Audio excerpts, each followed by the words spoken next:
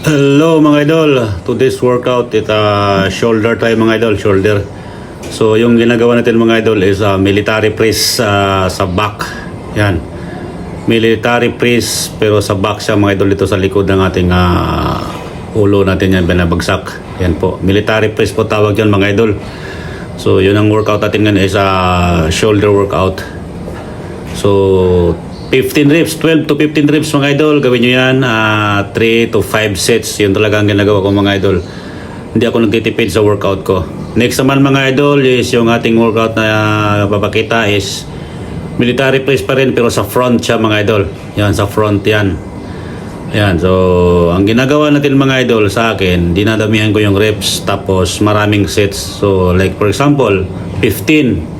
Mostly kasi mga idol, ginagawa ko siyang 20 pag magaan lang mga idol. So yan, kasi 70 pounds lang yan. So ginagawa ko siya, dinadamihan ko siya. Tapos 3 sets, minimum 3 sets to 5 sets talaga ko mga idol. Next is dumbbell overhead press. Yan mga idol. Yan. Ganyan din po mga idol, 12 reps to 15 reps. Kung kaya nyo mas mataas na repetition, okay yan. Tapos 3 set hanggang sa 5 sets ang ginagawa ko dyan mga idol. So yan ang ginagawa ko, hindi ko yan tinitipid ang bawat workout natin mga idol. Dinadamihan ko ang repetition at the same time yung sets naman natin dinadamihan natin. Next naman mga idol is yung ating bent lateral mga idol. Yan. Side. Yan.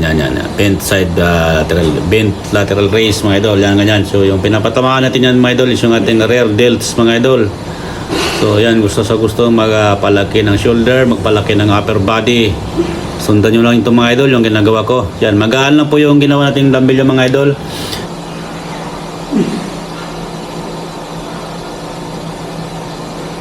So yun mga idol, yung ating real delts, yung ating pinamatabaan dyan. So dinadamihan ko yung repetition natin.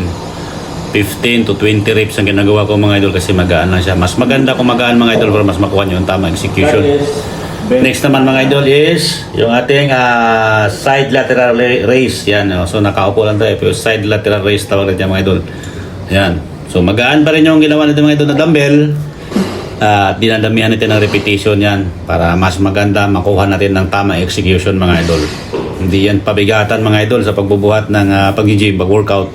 Hindi yan pabigatan kung paano mo siya ini-execute ng tama para mapatamaan mo yung part na gusto mo talagang i-build.